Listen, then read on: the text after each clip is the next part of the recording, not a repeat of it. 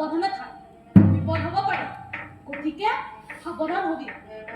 আৰু মাছে নদীৰ পৰা চাই বল বল।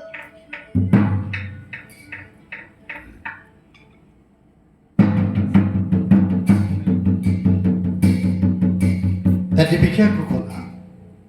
এইখিনি সময়ত অৰ্থাৎ জুন জুলাই মাহত সকলো ৰাজহুৱা নৈ পুখুৰী বিল আদিৰ পৰা কণীযুক্ত গাভিনী মাছ ধৰা বিক্ৰী কৰা নিষিদ্ধ ঘোষিত কৰা হৈছে।